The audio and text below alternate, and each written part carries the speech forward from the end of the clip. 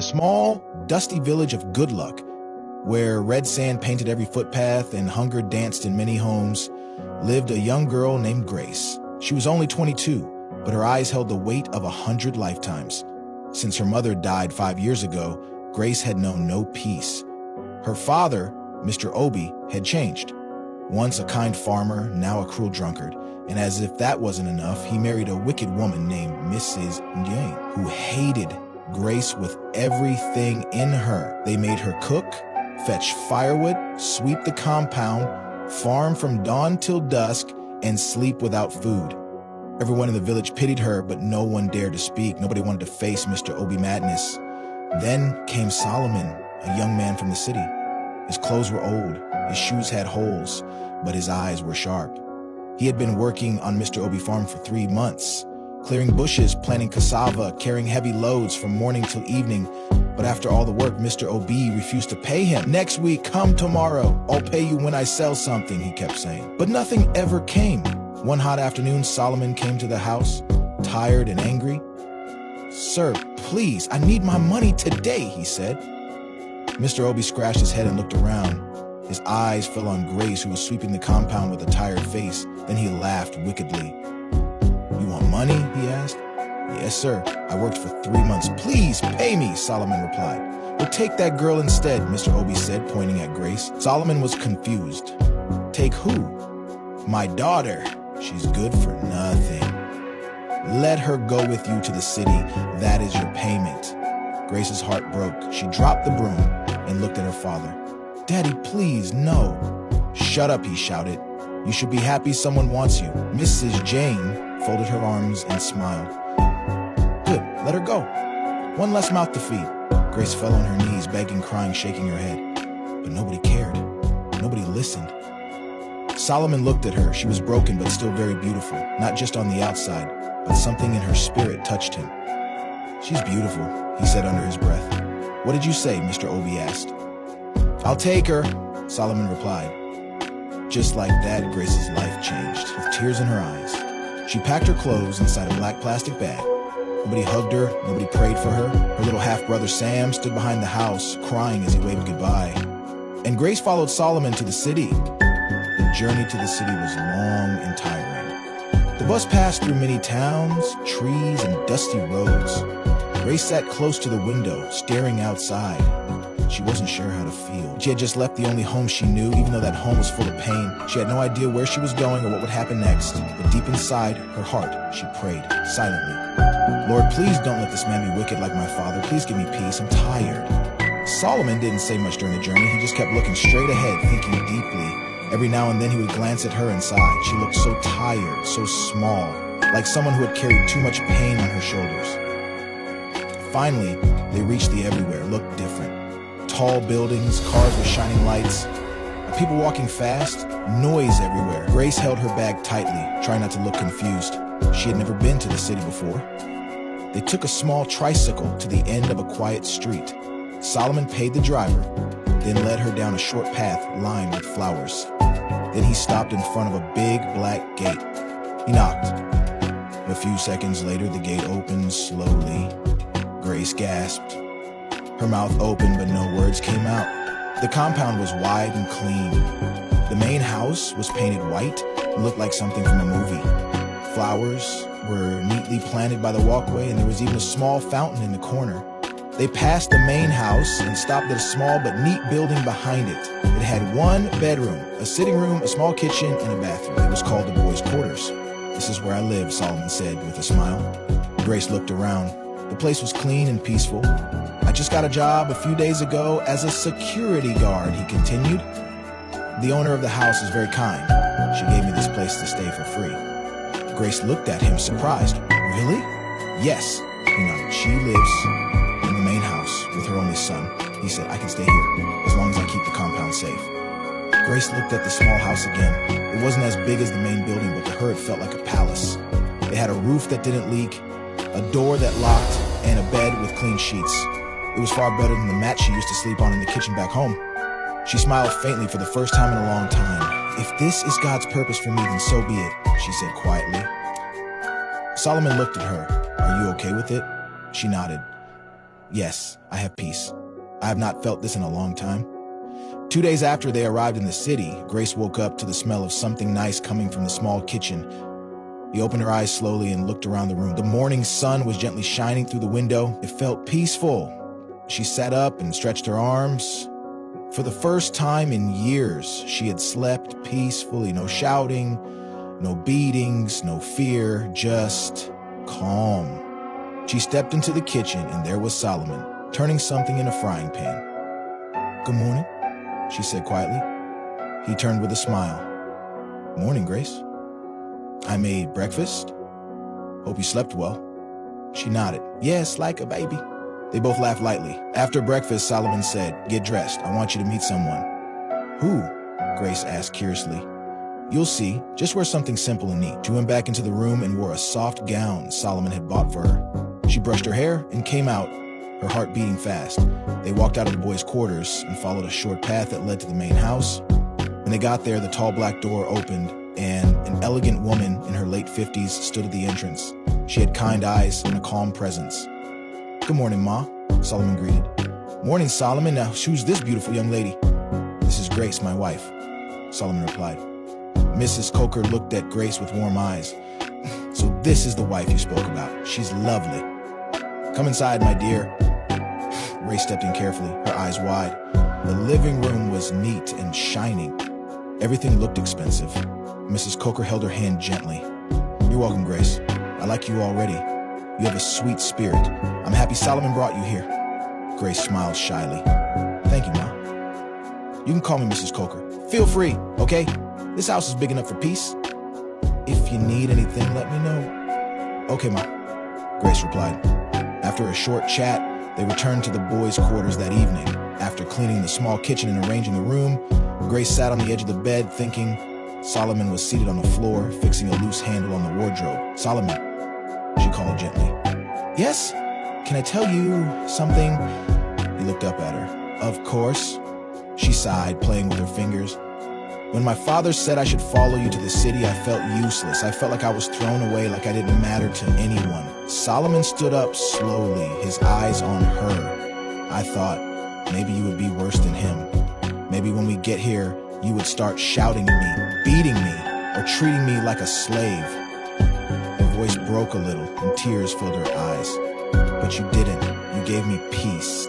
You gave me space. You respected me. You even cooked for me." She wiped her face with the back of her hand. "I want to tell you thank you. I don't regret coming here anymore. I'm no longer angry that my father gave me to you. I now believe maybe this was God's plan." Solomon sat beside her and took her hand slowly. "I would never hurt you, Grace. That's not the kind of man I want to be." He paused. "Do you know something?" He added. "I liked you a long time ago. The very first day I saw you on the farm." Grace looked at him with surprise. "I wanted to talk to your father, but I was scared. I thought he would reject me, insult me, or even chase me away because I had nothing." He smiled gently. "That day, when he told me to take you instead of paying me, I was shocked. Yet deep inside, I was happy. Felt like a door had opened." Grace looked down. "I don't love you yet, Solomon." "I know," he said quickly. "And I'm not rushing you," she nodded slowly. "But I like how you treat me, like I matter, like I'm not a mistake, like I'm a queen." He smiled wider. "That's because you are, Grace. You're a queen. You've just been hidden in the wrong palace." Grace laughed softly, wiping another tear. For the first time, she felt seen, and though love hadn't fully entered her heart, something beautiful had already begun to grow. Respect, peace, and trust. A month later, life was already beginning to shine brighter for Grace. Every day, she cooked in the boys' quarters and tried new recipes. She had even written some meals down in a small notebook Solomon gave her. Her confidence was growing. One sunny afternoon, as she was helping Mrs. Coker carry some groceries into the house, the woman called her gently. "Grace, come sit with me for a minute." Grace wiped her hands and sat beside her. Mrs. Coker smiled.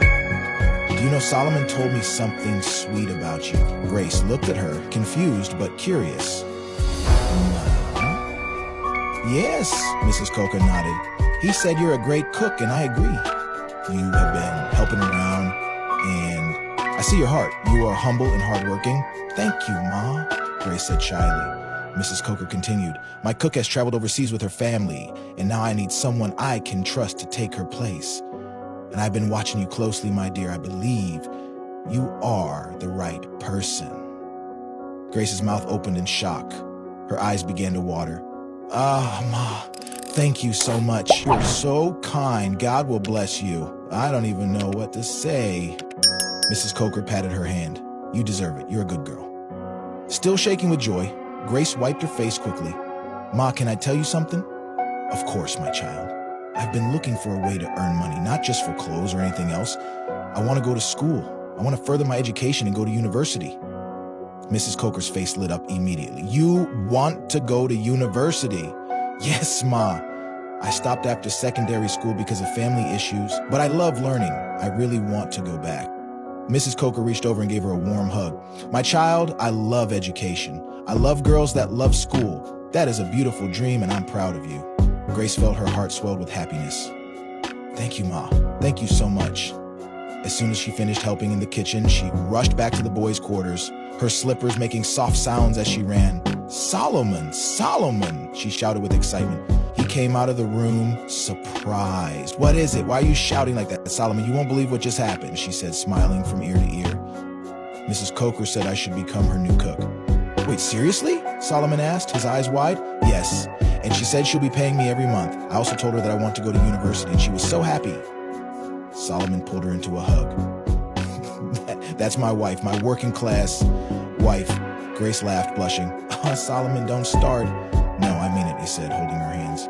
You've come a long way, from the village to the city, from tears to smiles, from rejection to celebration. She nodded, still smiling. It feels like a dream. And the best part is, the dream is just starting, Solomon added. That night after dinner, Grace and Solomon lay side by side on the bed facing the ceiling. The day had been long but beautiful. Grace couldn't sleep.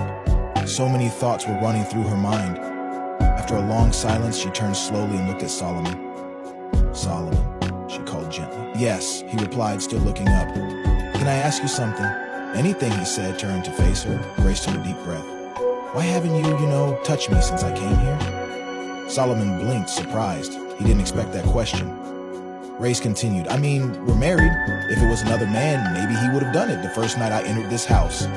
Solomon sat up slowly and leaned against the wall. His voice was calm. You're right, Grace. Many men would have done that. But I'm not just any man. I didn't bring you here to use you, he said. I brought you here to love you, to care for you, to protect you. He paused for a moment and looked into her eyes. You've been through so much already. I see the pain in your eyes sometimes, even when you smile. I don't want to add to that pain. Grace's eyes began to water. Solomon continued. I want you to be ready. I want you to love me first. Then, when your heart is at peace, you can willingly give yourself to me. Not because you feel forced, not because you feel like you owe me. He held her hand gently. I know you've never been with any man before in your life. You've carried shame, rejection, and fear for too long. That night your father gave you away like you were nothing. It broke something inside you. Grace looked down, her heart beating fast. But Grace, you are not nothing. You are everything. You are strong. You are special. And when that time comes, when your heart says yes, not because of pressure, but because of love, then I'll be ready too. Tears rolled down Grace's cheeks. She had never heard such words in her life. Do you really mean all this? She asked quietly. I do, he said. I want you to feel safe with me, Grace. This marriage must be built on love, not fear. She wiped her tears, smiling softly. Thank you, Solomon, she whispered. You've changed my life in so many ways. I thought all men were like my father, but you're different. Solomon leaned closer and kissed her forehead gently. Sleep well, my queen, he said. Grace lay back down, her heart full of peace. For the first time, she felt truly safe in the arms of a man. Not just a husband, but a friend. Just 2 days after Grace started working as a cook in the main house, something strange happened. That morning, she was in the kitchen preparing Mrs. Coker's favorite vegetable soup. She had just finished slicing the ugu leaves when the kitchen door opened. She turned to see a tall, handsome young man standing by the door, staring at her. It was Collins. Mrs. Coker's only son. He looked shocked for a second, then smiled and said, "Damn, you are so beautiful." Grace stood still, surprised. "My mom told me about you," he continued, walking slowly into the kitchen. "She said you were smart, humble, and beautiful, but honestly, I thought she was just capping it to now." He placed his hand on the counter and looked at her from head to toe. "Wow, girl, you are so damn hot. I think God created you on a Sunday morning. He must have taken his sweet time with you." Grace felt uncomfortable. She looked down quickly and tried to focus on her cooking. "Good afternoon, sir," she said quietly, trying to ignore his words. Collins laughed and waved his hand. "Come on, don't call me sir. I'm just a little boy, you know? You can call me Collins." Grace shook her head. "No, sir, I can't. It's not proper." He smiled again. "You're so polite. I like that." She didn't reply. She just continued cooking in silence. After a few more minutes, Collins left the kitchen, still smiling. When Grace finished her work that evening, she returned to the boys' quarters. Solomon was waiting for her outside, sitting on a wooden bench. "Welcome, my queen," he said cheerfully. "How was work today?" Grace sat beside him, her face a little worried. "Solomon, something happened today." He turned to her quickly. "What is it? Are you okay?" "Yes, I'm fine." "But your boss's son," Collins came into the kitchen. "Okay," Solomon said, watching her closely. "He was saying things that made me uncomfortable. He told me I'm beautiful, that God created me on a Sunday morning, and that I should stop calling him sir and call him by name instead." Solomon frowned slightly, but then gave a small smile. "Ah, that Collins, he's a funny guy. That's how he jokes." Grace didn't smile. "Solomon, I didn't like the way he was looking at me like I'm something to eat." Solomon laughed softly and touched her hand. "It's okay, my beautiful wife. Don't let it bother you. Collins is harmless. He just likes talking. He doesn't mean anything bad." Grace looked into Solomon's eyes. "Are you sure?" "I'm sure," he said gently. "But if he ever crosses the line, just tell me. I'll protect you, always." She nodded slowly. "Okay, if you say so." He smiled and kissed her forehead. "You're safe with me, Grace, always." But deep inside, Grace still felt something wasn't right. There was something in Kaos's eyes that made her uncomfortable, something she couldn't explain. A few days later, Grace was in the kitchen again, preparing lunch. She didn't know that someone had been watching her from the corner. It was Collins again. He entered the kitchen slowly and leaned against the door. "You know," he said with a smile, "there's something special about the way you cook." Grace turned and greeted him. "Good afternoon, sir." He ignored the greeting. "Grace, I've been thinking. I don't want to waste time. Let me go straight to the point." He paused and looked at him, wondering what he meant. Collins walked closer, lowered his voice, and said, "I like you. I mean it. You're beautiful, smart, and hardworking. And I'm not just saying it to flatter you. I want you to be my girl." Grace blinked in shock. "Sir?" He smiled. "Yes. Listen, I'll change your life. I'll send you to school. Not just any school. I'll sponsor you to study abroad if that's what you want. London, Canada, anywhere. I'll give you a new phone, clothes, money, everything you need. You'll never have to struggle again." Grace stood still, speechless. Colin stepped even closer. "You're wasting your time with that poor security man. What is he doing for you?" "Nothing. I can tell my mom to sack him today or pay him off. Just say yes to me, my love, and your life will never be the same." Grace took a deep breath and stepped back slowly. With all due respect, sir," she said, her voice calm but firm, "I am not interested." Collins raised an eyebrow. "What?" "I am focused on my marriage, my work, and my dream to go to school. I'm not going to throw that away for quick pleasure." He laughed loudly. "Marriage? Don't tell me you're calling that thing with Solomon a marriage. You should be ashamed. At your age, you should be in school or dating someone like me, not a broke security guard." Grace held her ground, her voice steady. "I am not ashamed. I'm proud of my husband. He treats me with respect and love. He doesn't have much now, but I know one day God will answer his prayers and make him a wealthy man." Collins scoffed. "You're dreaming, girl. I'd rather dream with a man who loves me than live a fake life with someone who only wants to use me," she replied boldly. He shook his head and laughed. "You'll regret this." "No, sir," she said. "If standing by the man who stood by me is a mistake, then I'll gladly make it over and over again." Collins stared at her for a moment, then turned and walked out of the kitchen, clearly not happy. Later that evening, Grace returned to the boys' quarters. Solomon noticed her silence. "My queen, you're quiet today. Are you okay?" he asked. He looked at him, tears quietly building in her eyes. Collins came to me again. This time he made big promises. School abroad, money, clothes, a new life. But only if I agreed to be his girl. Solomon stood up slowly, his fist tightening.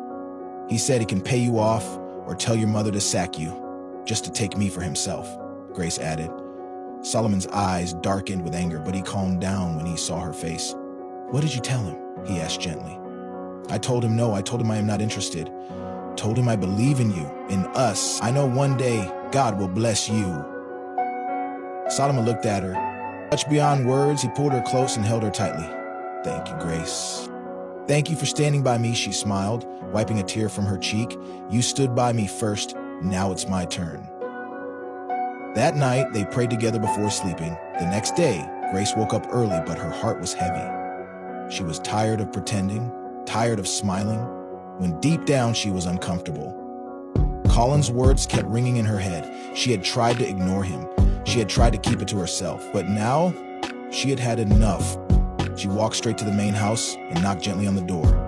Mrs. Coker opened the door, smiling as usual. Grace, my daughter, good morning. Hope you've slept well. Good morning, Ma, Grace said, looking down. Mrs. Coker noticed the change in her face and invited her in. What's wrong, Grace? You don't look like yourself. Grace took a deep breath. I came to talk to you. Please don't be angry. Mrs. Coker sat down slowly. Of course not, my dear. Talk to me. It's about your son, Collins. Mrs. Coker looked surprised. Collins, what about him? Grace's voice was calm but serious. He has been disturbing me, saying things that make me very uncomfortable, promising me money, telling me to leave my husband and be with him. He said he'll send me abroad and give me a better life if I agree. Missy Coker's mouth opened slightly in shock. He even said he'll pay Solomon off or get him sacked just so he can have me, Grace added, her voice shaking a little. Ma, I respect you. I respect this house, but I can't keep quiet anymore. Mrs. Coker sat back and folded her arms. After a long silence, she said softly, Grace, you're a beautiful and wise girl. You deserve a better life. Maybe my son just sees your potential. Maybe you should give him a chance. Grace's eyes widened. Ma, Mrs. Coker looks serious now. Look, I'm not saying you should leave your husband anyhow, but just think about it. He can give you everything you want. Education, comfort, even your husband will benefit. We can pay him off to walk away. This is a good opportunity for you. Grace stood up slowly. Her hands began to shake, but her voice remained steady. With all due respect, Ma, I am not that kind of woman. Mrs. Coker was silent. I didn't come here to sell myself. I didn't marry Solomon because of money. I married him because when the world turned its back on me, he stood by me. When my own father gave me away like a bag of yam, he gave me dignity. Tears filled her eyes, but she didn't stop. Ma, I'll rather quit this job than be with someone I don't love. I will never betray my husband. Never. Nurse Coker opened her mouth to speak, but Grace raised her hand politely. I'm sorry, Ma, but I'm done here. If your son doesn't stop all this nonsense, we'll leave this house. I won't stay where I'm disrespected. She turned around and walked out quickly, wiping her tears as she marched back to the boys' quarters. Auto Grace stormed out of Mrs. Coker's house. Her heart was burning. She couldn't believe what just happened. How could a woman like that, someone she respected, try to buy her like a loaf of bread? How could she act like love had no value? She wiped the tears from her face as she walked back to the boys' quarters with strong steps. Her chest was rising and falling. She was angry, hurt, but more than anything, she was sure of one thing. She loved Solomon. When she entered the room, she met something that made her stop completely. Bundles of money, plenty of it, right there on the small table in the corner. She froze, her mouth open in shock. Solomon, what's going on? Where did you get this money from? Solomon stood up slowly from the bed, calm and quiet. He looked at her with soft eyes. My love, he said gently, come and sit down. Grace walked over and sat, her eyes still on the money. Talk to me, Solomon. What is all this? He smiled. This money? I've been saving it for a long time, little by little. I plan to use it to start my business. That's been my dream since I came to this city. But today, when I saw the kind of woman you are, when I saw how you defended me, rejected wealth and chose love, I told myself you deserve better. Grace was still confused. But what has this got to do with me? He pointed at the money again. I want you to use this money for your education. I know how much you want to go to university. You've talked about it every time. It's your dream. Ah! So take it, go to school, I'll be fine. Grace was speechless. She looked at the money, then at him. No, she said softly, shaking her head. I'm serious, Grace, he said again. And I'm serious too, she replied, standing up. No, Solomon, never. Solomon was shocked. Why? Grace's voice was full of passion now. This is your dream, Solomon. You saved this money with sweat and hard work. You wanted to start a business, and now you want to throw it away because of me. But I love you. And I love you too, she interrupted, her eyes now full of tears again. That's why I want us to use this money wisely. Let's rent a small room outside this compound. Let's start a business together. You can run it. I'll help you cook and manage it. When it starts growing, I'll go to school. Solomon stood there, staring at her like he was seeing her for the first time. You want us to leave this house? Yes, Grace said firmly. I don't want to stay here anymore. Not with your boss and her son treating us like we are nothing. We deserve peace, even if it's small. Let it be ours. A shop, a rented room, a new start. That's what I want. Solomon walked to her, took her hand slowly, and shook his head in wonder. Grace, you are not just beautiful. You are wise. You are special. You are everything I prayed for. She smiled through her tears. And you are the only man I want. He pulled her close, his eyes now watery too. Thank you for standing by me. I will always stand by you, she whispered. Then came the kiss, a kiss full of real love, not because of money, not because of pressure, but because of trust, because of unity, because of two people who had nothing but had each other. That night, they lay in each other's arms. They didn't talk much, just silence, peace, and soft laughter. And as the moonlight shined through the window, Grace whispered, our better days are coming. And Solomon answered, yes, my queen. Step by step, we will get there. Together. The next day, Solomon was not home. Grace had woken up early, swept the room and cleaned everywhere, but her heart was still heavy from the conversation she had with Mrs. Coker the day before. She kept thinking about everything. Colin's behavior, Mrs. Coker's offer, and her bold decision to walk away. Just when she sat down to rest, there was a knock on the door. She opened the door and was shocked to see Mrs. Coker and Colin standing outside. Grace was quiet. Good morning, my daughter, Mrs. Coker said gently. Please, Grace, we came to apologize, Collins added with a serious face. Grace stepped back and let them in. Mrs. Coker sat down, looked at Grace with kind eyes and said, we are so sorry for everything, for what my son said, for what I said too, we were wrong. Collins lowered his head. I was foolish. I allowed pride and bad behavior to blind me, but I see it clearly now. Solomon is lucky. You're a real wife, Mrs. Coker nodded. Yes, he's very lucky to have someone like you. You are special, Grace, rare. Women like you are not easy to find. Grace's eyes softened. She sat quietly listening. We called you our wife yesterday, Mrs. Coker continued with a soft smile. And we meant it. You are our wife. Grace gave a smile. Thank you, Ma. I'm not angry anymore. I forgive you. Mrs. Coker smiled even more. Then she said something strange. You are my son's wife. Grace frowned a little. Your son? Mrs. Coker smiled. Don't worry, my dear, you will understand soon. After a few more minutes, they stood up, hugged her, and left. Grace stood by the door, confused. What do they mean? Later that evening, Solomon returned home. He looked tired but happy. She turned sharply. Where did you go since morning? I've been waiting for you. My love, he said softly. There's something I need to tell you. Grace folded her arms. What now? Solomon held her hands and looked straight into her eyes. Grace, I'm sorry. She raised her eyebrow. Sorry for what? He took a deep breath. For lying to you. Grace's face changed. Lying? About what? He sat down and said gently, Collins is not just the landlady's son. He is my younger brother. And Mrs. Coker. She's not my boss. She's my mother. Grace gasped. What? Solomon, you mean all this while? He nodded. Yes, I'm truly sorry, Grace. I didn't plan to lie for long. I just needed to know if someone could love me for me, not for my money or my background. He looked down, guilt covering his face.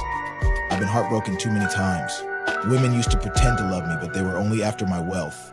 They left when I refused to continue spoiling them. Grace sat down, still shocked. You went far, Solomon. You shouldn't have done that, she said quietly. I know my love. You have every right to be angry. Please forgive me. There was silence for a while. Then Grace smiled, teasing him. Okay, fine, I forgive you, but you owe me. He laughed. What do I owe you? You owe me a car and a mansion for lying to me. Solomon threw his head back, laughing. That's nothing, my queen. Consider it done. Grace laughed too and jumped into his arms. I love you so much, Solomon, she whispered. And I love you even more, Dr. Grace-to-be. He replied, hugging her tightly. They kissed deeply, full of love and relief. The truth was out. No more hiding, no more pretending. The news spread fast. Solomon, the poor security man, was actually a billionaire. When Grace's father heard the news, he almost choked on his palm wine. His eyes turned red with shock. He picked his phone and called Grace immediately. My daughter, please forgive me, he said in a humble voice. I was blind. I didn't know God had blessed you like this. Grace was silent. I want your stepsister to come and stay with you in the city. Things are hard here. Grace sighed and spoke calmly. With all due respect, sir, never. Grace, please, I forgive you, but I want to stay far away from you and your wicked wife. I'm at peace now. I suffered too much under your roof. Her voice became sharper. If you ever need help for something important, you can call me, but please, don't call me for nonsense. And take good care of your miserable wife. She hung up and dropped the phone. Then she looked up and said, thank you, Jesus, for bringing Solomon into my life. Years later, Grace wore her white coat and walked across the graduation stage. She was now a qualified medical doctor. Solomon was the loudest in the crowd. Come here, you beautiful big woman. After the ceremony, he hugged her tightly. I'm so proud of you, baby. You are mine forever. She smiled. Thank you for believing in me. What? Thank you for believing in me, she said, hugging him. Thank you for everything. Honey, you are the world's best husband, he smiled, and you are my forever queen. One peaceful afternoon, Solomon took Grace on a quiet drive. They entered a big estate and stopped in front of a huge white mansion with golden gates. Grace looked around. Why are we here? Solomon smiled and brought out a bunch of keys. This is your mansion, my queen. Grace screamed, Solomon, stop playing. I'm serious. I promised you a car and a mansion, and here they are. She hugged him, laughing and crying at the same time. I also have good news, she said, stepping back. What is it? He asked, smiling. I went for a test last week. I'm 3 months pregnant. Solomon stood still. Then he shouted, Grace, are you serious? Yes, she laughed. We're going to have a baby. He lifted her off the ground and spun her around joyfully. God, thank you. Will spoil you and our baby forever. He knelt and kissed her stomach. My baby, Daddy loves you already. Grace smiled with tears in her eyes. From being rejected to becoming royalty, she said, truly, my name is Grace. Dear viewers, what lessons did you take away from this dramatic tale? We'd love to hear your thoughts in the comments below. And if you enjoyed the story, give us a thumbs up, share it with friends, and hit that subscribe button. Don't forget to turn on notifications so you never miss out on our latest updates. Thanks for watching and stay blessed.